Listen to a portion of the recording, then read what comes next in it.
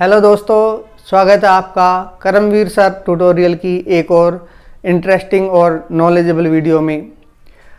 आज हम एक बहुत ही इंटरेस्टिंग टॉपिक लेने जा रहे हैं और बहुत ही इम्पोर्टेंट टॉपिक है जो कि एग्ज़ाम पॉइंट ऑफ व्यू से भी बहुत ज़्यादा इम्पोर्टेंट है और बच्चों को थोड़ा सा कठिन लगता है, और जितना ज़्यादा कठिन है उतनी ज़्यादा इसकी इम्पोर्टेंस है। हमारा जो चैप्टर है 6 क्लास 10th का ट्रायंगल्स, उससे रिलेटेड है। आपने पढ़ा होगा बीपीटी यानी कि बेसिक प्रोपोर्शनलिटी थ्योरम, जिसको हम थेल्स थ्योरम के नाम से भी जानते हैं। अब ये क्या है, कहाँ इसका यूज है, तो ये बेसिकली ट्रायंगल्स पर यूज होता है, और जब कोई ट्रायंगल सिमिलर होती है उन पर भी ये लागू होता है। आगे हम चैप्टर में पढ़ेंगे तब आप जान पाएंगे आराम से।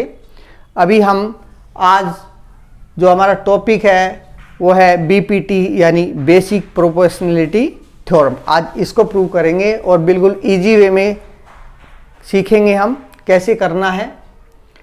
पहले हम इसकी स्टेटमेंट को जानेंगे।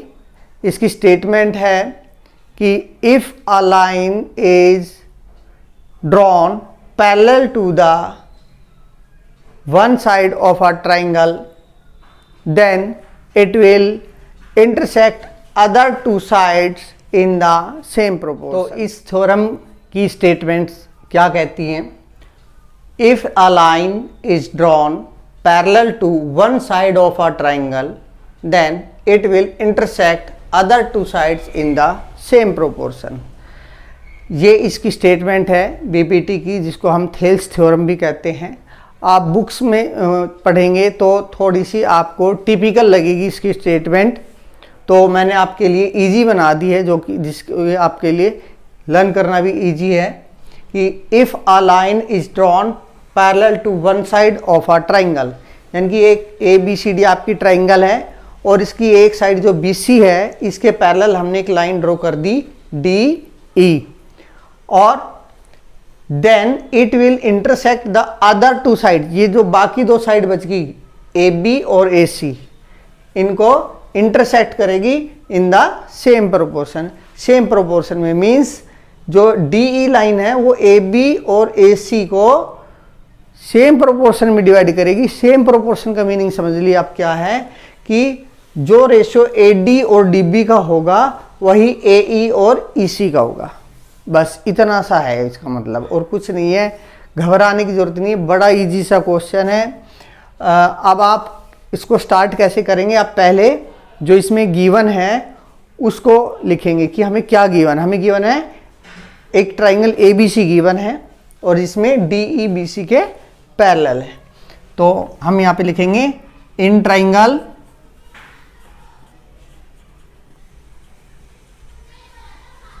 ABC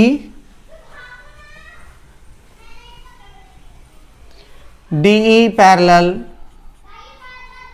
BC। ठीक है, अब हमें प्रूव क्या करना है कि इनकी साइड्स प्रोपोर्शन में होगी। Means AD upon DB equals to AE upon EC। AD upon DB equal to AE upon EC। आपको ये प्रूव करना है। अब हमें इसके लिए कंस्ट्रक्शन करनी होगी। क्या कंस्ट्रक्शन करेंगे? हम पहले B और E को ज्वाइन करेंगे और C और D को ज्वाइन करेंगे। यहाँ पर लिखेंगे हम ज्वाइन BE एंड CD। ठीक है, एंड और क्या करेंगे? D से इस लाइन AC के ऊपर परपेंडिकुलर ड्रॉ करेंगे, यानी draw DM perpendicular to AC and draw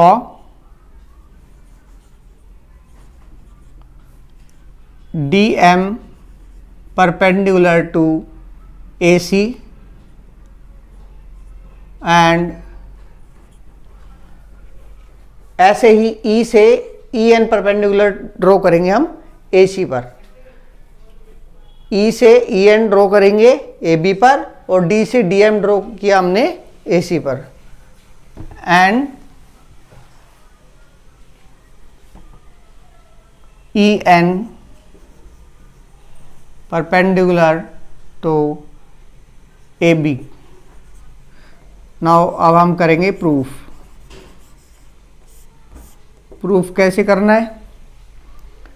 proof हम स्टार्ट करेंगे ट्राइंगल के एरिया से। हमारे पास दो तरह की ट्राइंगल है, लेफ्ट साइड में भी और राइट साइड में भी। कौन कौन सी ट्राइंगल है? हम एक ट्राइंगल लेंगे ए डी ई लेफ्ट साइड के लिए, और लेफ्ट साइड में ही हमारे पास ट्राइंगल है बी डी ई। इन दोनों, ये वाली जो ट्राइंगल है बी डी ई, इस ट्राइंगल का और इस ऊपर वाली ट्राइंगल ए डी, इनका रेशियो निकालेंगे हम कि इनके जो एरिया है उनका रेशियो। तो यहाँ पे लिखेंगे हम area of triangle A D E upon area of triangle B D E. ठीक है, इस ट्राइंगल ए डी ई का एरिया और बी डी ई का एरिया। अब देखिए, आपने छोटी क्लासेस में भी पढ़ा है कि एरिया ऑफ ट्राइंगल का फॉर्मूला क्या होता है? Half into base into. अब हम इन दो ट्राइंगल्स के एरिया का रेशो फाइंड आउट करेंगे। Area of triangle A D ई और ट्राइंगल बी डी ई, इनका एरिया कैसे फाइंड आउट करेंगे? हमें पता है कि एरिया ऑफ ट्राइंगल क्या होता है? Half into base into height. तो half into base, A D E का बेस हम लेंगे ए डी, क्योंकि बेस वो लेते हैं जो किसी ट्राइंगल के, जो जैसे ये ट्राइंगल है और हमें इसका एरिया फाइंड आउट करना, और हमें बेस दिया हुआ है ये। ठीक है, तो इस बेस के ऊपर इसका जो अपोजिट वर्टेक्स होता है, वहाँ से जो लाइन परपेंडिकुलर होती है वो इसका बेस कहलाता है, यानी कि ये बेस कहलाएगा। ये परपेंडिकुलर होगा, ये बेस हो गया है। ठीक है, अगर यदि हम बेस इसको लेते हैं तो फिर यहाँ से इस अपोजिट वर्टेक्स से जो परपेंडिकुलर ड्रॉ किया जाता है इस बेस पे, वो उसकी हाइट h होती है। ठीक है, तो अभी ये इस ट्राइंगल ए डी ई के अंदर हमने बेस लिया है ए डी, तो इस ए डी के ऊपर जो लाइन परपेंडिकुलर होगी वो इसकी हाइट होगी। बस सीधी बात आप ये याद रखना, यानी कि एन ई इसकी हाइट है और बेस क्या है हमारा? A D. तो A D into N E या E N upon area of B D. B D, अब बी डी का बेस लेंगे हम बी डी, तो half into base B D into में हाइट। अब हाइट क्या होगी बी डी की? मैंने बताया इसके ऊपर परपेंडिकुलर, लेकिन बी डी पर तो कोई लाइन परपेंडिकुलर ही नहीं है, तो फिर हाइट क्या लें हम? तो देखिए, मान लीजिए ये एक ट्राइंगल है आपकी, ऐसे स्लांटिंग ट्राइंगल है, और आप बेस ले रहे हैं ये। ठीक है, और ये एंगल आपका 90 से ज़्यादा है या 90 से कम है। 90 होगा तब तो यही साइड हो जाएगी इसकी हाइट, लेकिन ये 90 से मान लीजिए ज़्यादा है, मान लीजिए 105 डिग्री का है, तो 90 से ज़्यादा हो गया, तो ये हम हाइट नहीं ले सकते। अब हाइट क्या लेंगे? इस बेस को आगे एक्सटेंड करेंगे हम, और इस वर्टेक्स से इस बेस पर परपेंडिकुलर ड्रॉ करेंगे। जो लाइन इस पर परपेंडिकुलर होगी वही हमारी इसकी हाइट होगी इस ट्रायंगल की। ठीक है, ये ध्यान रखना, ये हाइट होगी ना कि ये। ठीक है, अब इस बी डी बेस है, इसको हम आगे एक्सटेंड करते हैं ए तक, तो इसके ऊपर परपेंडिकुलर लाइन क्या है? ई एन, तो वो ई एन लेंगे हम इसकी हाइट। ठीक है, अब हाफ से हाफ कैंसिल हो रहा है, ई एन से ई एन कैंसिल हो गया, क्या बच गया? A D upon B D. इसको बना देंगे हम इक्वेशन नंबर 1। ठीक है, क्या बना देंगे? Equation number 1। अब ऐसे ही हम राइट साइड वाली जो दो ट्राइंगल्स हैं उनका एरिया फाइंड आउट करेंगे। राइट साइड में फिर से हम ए डी ई लेंगे, लेकिन इस बार बेस लेंगे हम ए ई और हाइट लेंगे डी एम। ठीक है, और दूसरी ट्रायंगल लेंगे सी डी ई, इसका एरिया निकालेंगे। तो area of AD upon area of CD। अब एरिया ऑफ AD क्या होगा, हाफ इंटू बेस, बेस क्या ले रहे हैं हम इस बार, हम AD का AE इंटू में हाइट, AE के ऊपर हाइट क्या है यानी परपेंडिकुलर क्या है, DM, तो इधर लेंगे DM upon area of CD, half into base, CDE का बेस क्या है CE, और हाइट क्या है, हाइट होगी हमारी वही, इसको आगे एक्सटेंड करने पे जो परपेंडिकुलर लाइन है DM। ठीक है, अब यहां क्या कैंसिल हो रहा है, हाफ से हाफ, DM से DM, क्या बच गया AE अपॉन CE। इसको बना देंगे हम इक्वेशन नंबर 2। अब आप ये देखिए कि जो दो ट्राइंगल है BDE और CDE, ये दो पैरेलल लाइन BC और DE के बीच में बनी हुई है। कैसे बनी हुई है, मान लीजिए ये दो पैरेलल लाइन है और ये इस बेस पर दो पॉइंट है A और B, इन दोनों पॉइंट से ट्राइंगल बन रही है, एक ये बन रही है, एक ये बन रही है, एक ये बन रही है, ये पॉइंट फिक्स है A और B, और ट्राइंगल बना दी हमने, 3 ट्राइंगल बन गई 1 2 3, तो तीनों ट्राइंगल का एरिया इक्वल होता है। ये आपने थ्योरम पढ़ी है 9th क्लास में कि area of triangles made on the same base between the same parallel lines have equal area. तो इन दोनों ट्राइंगल का एरिया इक्वल होगा, तो हम कह सकते हैं कि area of triangle BDE equal to area of triangle CDE। यहाँ लिखेंगे ट्राइंगल्स, आप स्टेटमेंट भी लिख सकते हैं पहले, area of triangles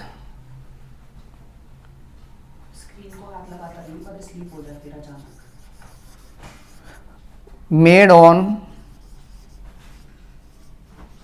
same base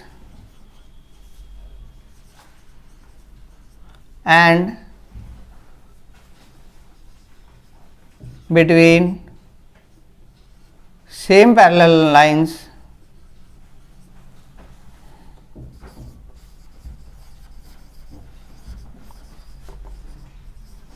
have equal area।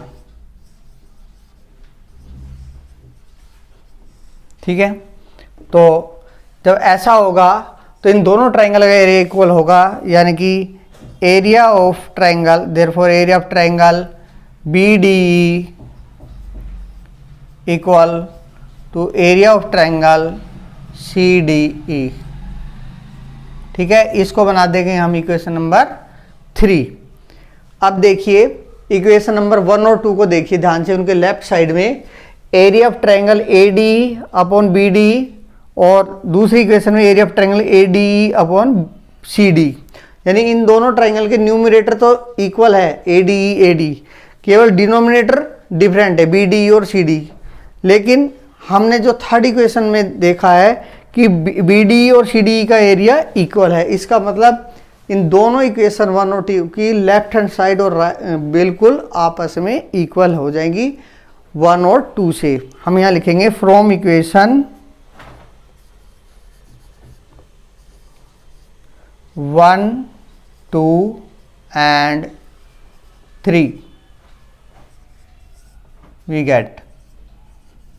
देखिए इक्वेशन नंबर 1 2 3 के अकॉर्डिंग क्या होगा, हमारी लेफ्ट हैंड साइड दोनों इक्वल हो गई हैं, ADE अपॉन BDE और ADE अपॉन CD है। अगर यदि हम यहाँ इक्वेशन नंबर 3 से BDE की जगह CD पुट कर देते हैं तो ADE अपॉन CD हो जाएगा, और ये ADE अपॉन CD है, यानी कि ये दोनों साइड इक्वल हैं।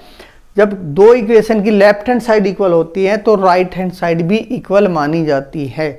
ये आपने ट्रिग्नोमेट्री वाले चैप्टर में भी पढ़ा होगा। तो AD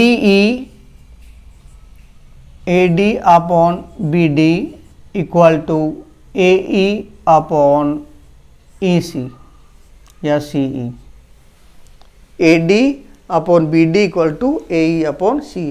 और देखिए हमने जो प्रूव करना था वह भी AD अपॉन DB या BD, आप BD कह लो चाहे DB कह लो, एक ही बात है, equal to AE upon C। आप चाहे तो इसको कोई कन्फ्यूजन ना हो आपको, इसलिए आप इसको सेम लिख दें, AD upon DB equal to AE upon EC। ठीक है, यही हमने प्रूव करना था और हम लिख देंगे लास्ट में हैंस प्रूव्ड। ठीक है, ये हमारी BPT थी, यानी कि बेसिक प्रोपोर्शनलिटी थ्योरम। और इसके अंदर हमने क्या प्रूव करना था कि कोई ट्राइंगल है, उसके अंदर एक साइड के पैरेलल हम लाइन ड्रॉ करते हैं और जो कि अदर टू साइड को डिवाइड करती है यानी इंटरसेक्ट करती है, तो वो उसको सेम प्रोपोर्शन में करेगी, यानी कि AD upon DB equal to AE upon EC। ठीक है, तो ये सिंपल सा क्वेश्चन था। अब इसकी एक कोरलरी और है, आप सभी बच्चे वो भी ध्यान रखेंगे क्योंकि कई क्वेश्चंस में वो कोरलरी भी यूज होगी। अब कोरलरी क्या है? कोरलरी ये है कि AD upon DB equal to AE upon EC तो हमने कर दिया है, लेकिन हमें एक चीज़ और प्रूव करनी आ सकती है। हो सकता है वो आपसे थोड़ा सा स्टेटमेंट चेंज करके बोले कि AD upon AB equal to AE upon AC, यानी ये AD अपॉन पूरा AB equal to AE upon पूरा AC करवा सकता है प्रूव। तो आप कैसे करेंगे? ठीक है, तो देखिए हम इसको यहीं से स्टार्ट करेंगे क्वेश्चन से जो हमने प्रूव किया वहाँ से। AD upon DB equal to AE upon EC। अब हम क्या करेंगे, इसके अंदर इसका क्या करेंगे रेसिप्रोकल कर देंगे। अब रेसिप्रोकल करेंगे तो क्या होगा, DB upon AD equal to EC upon AE। ठीक है, और इसमें दोनों तरफ 1 प्लस कर देंगे। क्या कर देंगे? 1 प्लस कर देंगे, यानी इसके प्लस 1 और इसके भी प्लस 1। और हम एलसीएम लेंगे तो इसका एलसीएम आ गया AD, इधर आ जाएगा DB प्लस यहाँ पे AD, एलसीएम ले लिया हमने। ठीक है, इक्वल टू इस साइड का एलसीएम AE और इधर आएगा EC प्लस AE। अब देखिए DB प्लस AD मिलके क्या बना रहा है? AB। इधर लिख देंगे AB upon AD equals to EC plus AE। क्या बन जाएगा? पूरा AC। EC प्लस AE मिलके AC बना रहा है, AC अपॉन AE। अब जैसे आपने किसी से पैसे उधार लिए हैं तो आपको वापिस लौटाने पड़ेंगे ना, तो ऐसे ही हमने यहाँ पे इसका रेसिप्रोकल किया था, तो अब हमें वापिस इसको रेसिप्रोकल करके वैसा ही करना होगा। तो इसका फिर से रेसिप्रोकल कर दीजिए, AD upon AB equals to AE upon AC। देखिए AD अपॉन AD अपॉन पूरा AB equal to AE upon पूरा AC।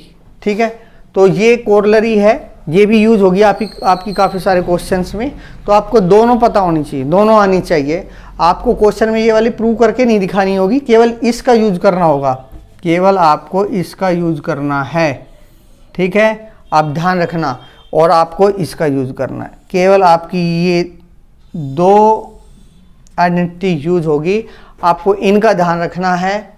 और बहुत ही इम्पोर्टेंट क्वेश्चन है और मैक्सिमम टाइम्स एग्ज़ाम में आता है, बोर्ड के एग्ज़ाम में 10th क्लास में। तो आप इसको ध्यान से पढ़ें, सीखें, देखें, और कहीं कोई डाउट रह जाता है तो वीडियो को फिर से रिवाइंड करके देखिएगा। और ऐसे और हमारी वीडियोस आपको मिलती रहें। इसके लिए नोटिफिकेशन को ऑन कर दीजिए और हमारे चैनल को भी सब्सक्राइब कर दीजिए। आगे भी हम आपके लिए ऐसी इंटरेस्टिंग वीडियो लाते रहेंगे। जय हिंद।